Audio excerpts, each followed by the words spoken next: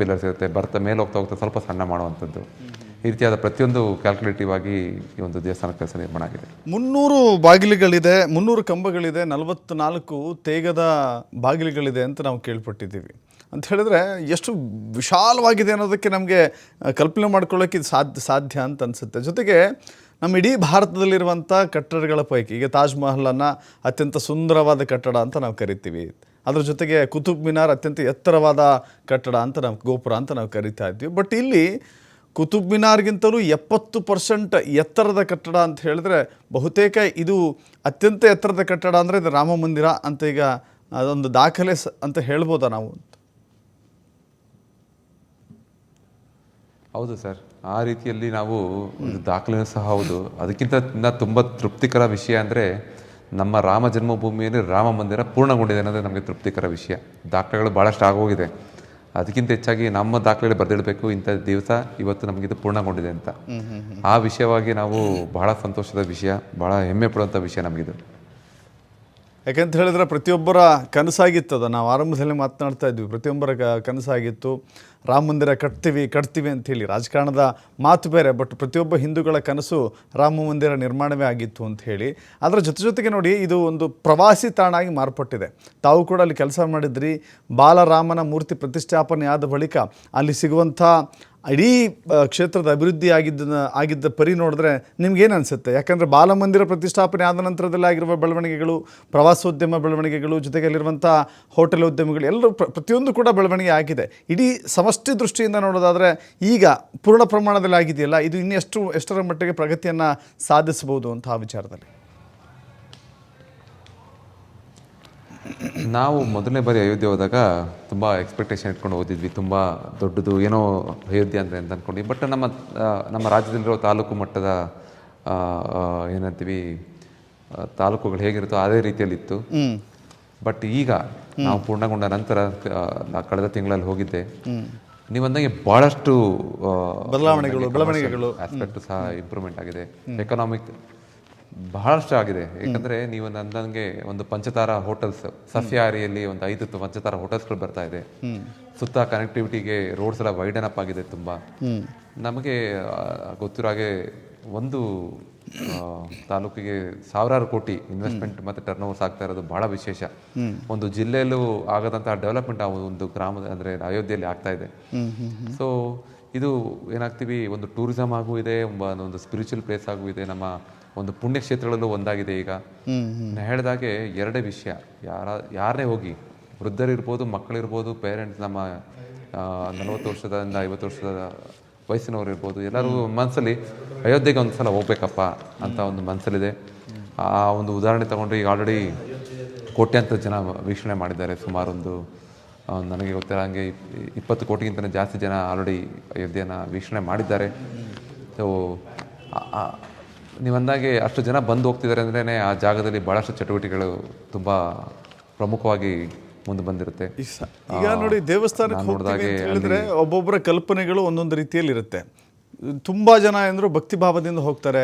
ರಾಮಲಲ್ಲನ ಅಥವಾ ರಾಮನ ಮೂರ್ತಿಯನ್ನು ದರ್ಶನ ಮಾಡಬೇಕು, ಅದು ಜೀವನದ ಪರಮೋಚ್ಚ ಗುರಿ ಅಂತ ಅಂದುಕೊಂಡಿರ್ತಾರೆ. ಕೆಲವಷ್ಟು ಜನ ಏನು ಮಾಡ್ತಾರೆ, ದೇವಸ್ಥಾನ ಹೇಗಿದೆ, ದೇವಸ್ಥಾನದ ವಾಸ್ತುಶಿಲ್ಪ ಹೇಗಿದೆ, ಸುಂದರವಾಗಿದೆಯಾ, ಜೊತೆಗೆ ಅದರ ಅಕ್ಕಪಕ್ಕದಲ್ಲಿ ಏನಿದೆ, ಯಾವ್ಯಾವ ಸ್ಥಳಗಳಿದೆ ಅಂಥೇಳಿ ನೋಡುವಂಥವರ ವಿಭಿನ್ನ ನೋಟಗಳಿದ್ದಾವೆ. ಕೇವಲ ನಾನು ಕೇಳ್ಪಟ್ಟಿರೋ ಹಾಗೆ ಅಥವಾ ನಮ್ಗೆ ತಿಳ್ಕೊಂಡಿರೋ ಹಾಗೆ ಕೇವಲ ರಾಮ ಮಂದಿರ ಮಾತ್ರ ಅಲ್ಲ, ಅಗಸ್ತ್ಯ ಮುನಿ, ಮಹರ್ಷಿ, ಈ ರೀತಿ ಬೇರೆ ಬೇರೆ ಗುಡಿಗಳು ಕೂಡ ಇದೆ, ಮಂದಿರಗಳನ್ನು ಕೂಡ ನಿರ್ಮಾಣ ಮಾಡಲಾಗಿದೆ ಅಂತ ಹೇಳಿ. ಅದರ ವಿಶೇಷತೆ ಬಗ್ಗೆ ಹೇಳೋದಾದರೆ?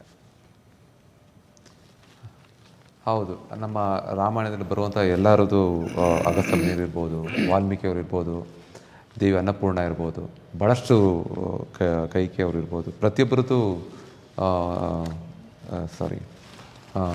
ವಾಲ್ಮೀಕಿಯವ್ರದ್ದು ಇರ್ಬೋದು, ಪ್ರತಿಯೊಬ್ಬರದ್ದು ಒಂದು ಗರ್ಭಗುಡಿನ ನಿರ್ಮಾಣ ಮಾಡಿದ್ದಾರೆ. ಅದಷ್ಟೇ ಅಲ್ಲ, ನಮ್ಮ ಮಾತಾಡ್ತಾ ಇದ್ವಿ ಅಲ್ಲೆಲ್ಲ, ನಾವು ಕೆಲಸ ಮಾಡುವ ಸಮಯದಲ್ಲಿ ಕೆಲವೊಮ್ಮೆ ಯೋಗಿ ಆದಿತ್ಯನಾಥ್ ಅವರು ಉಪಹಾರಕ್ಕೆ ಕರೆದಾಗ ಅವರು ಯಾವಾಗಲೂ ಹೇಳ್ತಿದ್ರು, ಅಯೋಧ್ಯೆಗೆ ಬಂದು ದೇವಸ್ಥಾನ ನೋಡಿ ಹೋಗಬಾರ್ದು, ಅವ್ರು ಇಲ್ಲಿ ಬಂದು 1-2-3 ದಿನ ಉಳ್ಕೋಬೇಕು. ಆ ರೀತಿಯಲ್ಲಿ ಅಯೋಧ್ಯ ಡೆವಲಪ್ ಆಗಬೇಕು ಅಂತ ಅವರು, ನಾನು 2 ವರ್ಷದಿಂದ ಅವರು ಉಪಹಾರದ ಕೂಟದಲ್ಲಿ ಸೇರಿದಾಗ ಅವರ ಒಂದು ವಿಷಯನ ನಮ್ಮ ಹತ್ರ ಹಂಚ್ಕೊಂಡಿದ್ರು. ಅಲ್ಲಿ ನಿಮಗೆ ರಾಮ್ ಘಾಟ್ ಇರ್ಬೋದು, ಅದು ಬಿಟ್ಟರೆ ನಮಗೆ ಸರಿಯೂ ನದಿ ಈ ಥರ ಆಗಿರೋ ಒಂದು ಡೆವಲಪ್ಮೆಂಟ್ಸ್ ಇರ್ಬೋದು. ಸೊ ಆ ರೀತಿಯಲ್ಲಿ ಎಲ್ಲ ಒಂದು ಕ್ಷೇತ್ರವನ್ನು ಬಹಳ ಅಚ್ಚುಕಟ್ಟಾಗಿ ಒಂದು ಡೆವಲಪ್ ಮಾಡ್ತಾ ಇದ್ದಾರೆ. ಬಂದವರು ಏನಾಯಿತು, ದೇವಸ್ಥಾನ ನೋಡಿ ಹೊರಟೋಗ್ಬಾರ್ದು, ಬಂದವರು ಅಯೋಧ್ಯೆಯಲ್ಲಿ ಒಂದು 2 ದಿವಸ ಉಳ್ಕೊಂಡು ಇರುವ ಜಾಗಗಳನ್ನ ವೀಕ್ಷಣೆ ಮಾಡಬೇಕು ಅಂತ ಒಂದು ಅವರು ಸಂಕಲ್ಪನ ಮಾಡಿದರು. ಜೊತೆಗೆ ಅಯೋಧ್ಯೆಯಲ್ಲಿರೋ ಜನತೆಗೂ ಸಹ ಅವರೊಂದು ಏನಂದರೆ ರಿಕ್ವೆಸ್ಟ್ ಮಾಡ್ಕೊಂಡಿದ್ರು, ಈ ಬಂದವ್ರಿಗೆ ನೀವು ಅತಿಥಿಗಳನ್ನ ತುಂಬ ರೀತಿಯಲ್ಲಿ ಸತ್ಕಾರ ಮಾಡಿ, ಅವರು ನಿಮ್ಮ ಅತಿಥಿಗಳು, ಅವ್ರನ್ನ ಚೆನ್ನಾಗಿ ನೋಡಿಕೊಂಡ್ರೆ ನಮ್ಮ ಅಯೋಧ್ಯೆನೂ ಚೆನ್ನಾಗಿರುತ್ತೆ ಅಂತೇಳಿ ಅಲ್ಲಿ ಅಯೋಧ್ಯೆ ವಾಸಿಗಳಿಗೂ ಸಹ ಅವರು ಒಂದು ಸಂದೇಶನ ಕೊಟ್ಟಿದ್ರು. ಈ ರೀತಿಯಲ್ಲಿ ಅವರು ಓವರಾಲ್ ಡೆವಲಪ್ಮೆಂಟ್ ಬಗ್ಗೆ ಭಾಳಷ್ಟು ಯೋಚನೆಯನ್ನು ಮಾಡ್ತಾಯಿದ್ರು. ಇದನ್ನು ನಾವು ಅವರು ಉಪಹಾರ ಕೂಟದಲ್ಲಿ ಭೇಟಿ ಮಾಡಿದಾಗ ಈ ವಿಷಯಗಳನ್ನೆಲ್ಲ ಹಂಚ್ಕೊಂಡಿದ್ರು. ಎಸ್, ಈಗ ಇಡೀ ರಾಮ ಮಂದಿರ ಭಕ್ತರ ದೇಣಿಗೆಯಲ್ಲಿ ನಿರ್ಮಾಣವಾಗಿರುವಂಥದ್ದು, ಯಾವುದೇ ಸರ್ಕಾರಿ ಅನುದಾನ ಇಲ್ಲ ಅನ್ನೋದು ಎಲ್ರಿಗೂ ಗೊತ್ತಿರುವಂಥ ವಿಚಾರ. ಬಟ್ ಇಲ್ಲಿ ಅಂತ ಹೇಳಿದ್ರೆ ಪ್ರತಿಯೊಬ್ಬರೂ ಕೂಡ ಭಕ್ತಿಯಿಂದ ಸಮರ್ಪಣೆ ಮಾಡಿದೆ. ಯಾಕಂದರೆ 30 ವರ್ಷಗಳಿಂದ ರಾಮ ಮಂದಿರ ನಿರ್ಮಾಣಕ್ಕಾಗಿಯೇ ಇಟ್ಟಿಗೆಗಳನ್ನು ಸಂಗ್ರಹ ಮಾಡಿದರು ಅಂತ ಹೇಳಿ 30 ವರ್ಷಗಳಿಂದ. ಆ ಇಟ್ಟಿಗೆಗಳನ್ನು ಎಲ್ಲಿ ಬಳಸಲಾಗಿದೆ ಅನ್ನೋದನ್ನು ತಮಗೇನಾದ್ರು ಮಾಹಿತಿ ಇದೆಯಾ? ಸರ್, ಈಗ ನೀವು ಅಂದಂಗೆ ಜನರ ದುಡ್ಡಲ್ಲಿ ಮಾಡಿರೋದು ನಿಜ. ಅಷ್ಟೇ ರೆಸ್ಪಾನ್ಸಿಬಲ್ ಆಗಿ ಅದನ್ನು ಉಪಯೋಗಿಸಿದ್ದಾರೆ. ಯಾಕಂದ್ರೆ ನನಗೆ ಎಷ್ಟೊಂದು ಕಡೆ ಅದು ಗಮನಕ್ಕೆ ಅಲ್ಲೇ ಇದ್ದಿದ್ದರಿಂದ ನೋಡೋಕ್ಕೆ ಸಿಗುತ್ತೆ ನಿಮಗೆ. ಅಲ್ಲಿ ಕಾರ್ಯಸೇವಕಪುರಂ ಅಂತ ಇದೆ, ನೀವು ಅವರು 92ರಿಂದನೇ ಕೆಲಸ ಮಾಡೋಕ್ಕೆ ಶುರು ಮಾಡಿಬಿಟ್ರು. ಅಯೋಧ್ಯೆ ಮಂದಿರ ಕೇಔಟ್ ಕೇಸ್ ಅದು ಸೆಕೆಂಡರಿ, ಪಿಲ್ಲರ್ಸ್ ಕೆಲಸಗಳಿರ್ಬೋದು, ಕಾರ್ವಿಂಗ್ ಕೆಲಸಗಳೆಲ್ಲ ಇರ್ಬೋದು, ಆವಾಗಿನ ಕಾಲದಲ್ಲಿ ನಡ್ಸ್ಕೊಂಡು ಬರ್ತಾನೇ ಇದ್ದಾರೆ. ಆ ರೀತಿಯಲ್ಲಿ ನಾನು ಒಂದು ಸಣ್ಣ ಉದಾಹರಣೆ ಕೊಡಬೇಕು ಅಂದರೆ, ಎಷ್ಟು ಏನಂತೀವಿ ಈ ಜನರ ದೇಣಿಗೆ ದುಡ್ಡನ್ನು ಎಷ್ಟು ಜವಾಬ್ದಾರಿಯಿಂದ ಅವರು ನಿರ್ವಹಣೆ ಮಾಡಿದ್ದಾರೆ ಅಂತ. ನಮ್ಮ ಅಯೋಧ್ಯೆ ಒಂದು ಸೆಕ್ರೆಟರಿ ಅವರು ನನಗೆ ಪರಿಚಯ ಇರೋ ಹಾಗೆ ಚಂಪತ್ ರಾಯ್ ಅವರು, ಅವರೇ ಸೈನಿಂಗ್ ಅಥಾರಿಟಿ, ಅಯೋಧ್ಯೆಯಲ್ಲಿ ಭಾಳಷ್ಟು ಕೆಲಸಕ್ಕೆಲ್ಲ ಅವರೇ ಒಂದು ರುಜು ಹಾಕುವಂಥ ಅಥಾರಿಟಿ ಇರುವಂಥ ಪರ್ಸನ್.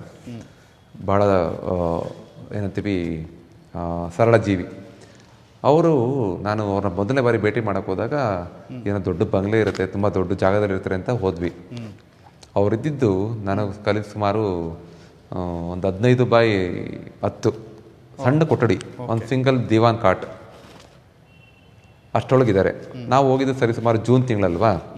ಜೂನ್ ತಿಂಗಳಲ್ಲಿ ಭಾಳ ಸೆಕೆ, ಜೂನ್ ಜುಲೈಯಲ್ಲಿ ಮಳೆ ಅಲ್ವಾ, ಸೆಕೆ, ತುಂಬ ಸೆಕೆ. ಅಯೋಧ್ಯೆಯಲ್ಲಿ 40 ಇಲ್ಲ, ಅದು ಸೆಪ್ಟೆಂಬರ್ ಆದಮೇಲೆ. ಜೂನ್ ಜುಲೈಯಲ್ಲಿ ನಿಮಗೆ 45ರಿಂದ 50 ಡಿಗ್ರಿ ಇರುತ್ತೆ. ಸೊ ಅಷ್ಟು ಸೆಕೆ ಸಮಯದಲ್ಲಿ ಅವ್ರು ಏನು ಮಾಡಿದ್ದಾರೆ, ಅವರ ರೂಮಿಗೆ ಅಲ್ಲಿರೋ ಸೇವಕರು ಹುಡುಗರು ಮಕ್ಕಳು ಏನು ಮಾಡಿದ್ದಾರೆ, AC ಹಾಕಿಸ್ಬಿಟ್ಟಿದ್ದಾರೆ. ಅವ್ರು ಬಂದರು. ಆಮೇಲೆ ಸಂಜೆ ನಾವು ಯಾವುದೋ ಮೀಟಿಂಗ್ ಕರೆದ್ರು ಅವ್ರನ್ನ. ಮೊದಲು AC ಚೇಂಜ್ ಮಾಡಪ್ಪ, ನನಗೆ AC ಗೀಸೆಲ್ಲ ಆಗಲ್ಲ, ನನಗೆ ಸಾಮಾನ್ಯ ಬರೀ ಫ್ಯಾನ್ ಸಾಕು ಅಂದರೆ ಅಷ್ಟು ಸರಳ ಜೀವನ. ಅಂದರೆ ಕೊಟ್ಟ ದುಡ್ಡನ್ನು ಅದ್ದೂರಿಯಾಗಿ ಎಲ್ಲೂ ಖರ್ಚು ಮಾಡಿದೆ, ಎಲ್ಲಿ ಬೇಕು ಅಲ್ಲಿಗೆ ಮಾತ್ರ, ಇನ್ಕ್ಲೂಡಿಂಗ್ ಟ್ಯಾಕ್ಸಲ್ಲೂ ಸಹ ಅವರು ಸುಮಾರು ಎಷ್ಟೋ ಕೋಟಿಗಳ ಗಟ್ಟಲೆ ವಾಪಸ್ ಸರ್ಕಾರಕ್ಕೆ ಕೊಟ್ಟಿದ್ದಾರೆ. ಮತ್ತು ಸರ್ಕಾರದಿಂದ ದುಡ್ಡು ಬೇಕು ಅಂತ ಕೇಳಿದಾಗಲೂ ಬೇಡ, ನಮ್ಗೆ ಇರೋದರಲ್ಲೇ ಮಾಡ್ತೀವಿ ಅಂತಲೇ ಒಂದು ಅವರ ಒಂದು ಕೊಟ್ಟಿರೋ ದುಡ್ಡಿನ ಏನಂತೀವಿ ಎಲ್ಲೂ ವೇಸ್ಟಾಗಿ ಖರ್ಚು ಮಾಡೋದು ನಾನು ನೋಡಲಿಲ್ಲ. ಯಾಕಂದರೆ ಮುಖ್ಯವಾಗಿ ಈ ಸೆಕ್ರೆಟರಿನೇ ಆ ರೀತಿ ಬದುಕಿದ ಮೇಲೆ ಬೇರೆಯವರೆಲ್ಲ ಹೇಗೆ ಯೋಚನೆ ಮಾಡ್ತಾರೆ ಅಂತ ನನಗೆ ಲೀಡಿಂಗ್ ಫ್ರಮ್ ದ ಫ್ರಂಟ್, ಒಂದು ಸಣ್ಣ ಕೊಠಡಿ ಇರ್ಬೋದು, ಅವ್ರು ಉಪಯೋಗಿಸ್ತಿದ್ದಂಥ ಒಂದು ಯಾವುದೇ ಏನಂತೀವಿ ಒಂದು ಆಡಂಬರ ಇಲ್ಲದ ಜೀವನ ನೋಡಿದಾಗ ನನಗನ್ನಿಸ್ತು ತುಂಬ ಡೆಡಿಕೇಟೆಡ್ ಆಗಿ ಒಂದು ಕೆಲಸಗಳನ್ನ ಎಲ್ಲರೂ ಮಾಡ್ತಿದ್ರು. ಓಕೆ. ಧನ್ಯವಾದಗಳು ಅರುಣ್ ಯೋಗಿರಾಜ್ ಅವರೇ, ನಮ್ಮ ಜೊತೆ ವಿವರವಾಗಿ ಮಾಹಿತಿಯನ್ನು ಹಂಚಿಕೊಂಡಿದ್ದಕ್ಕೆ. Thank you sir, thank you.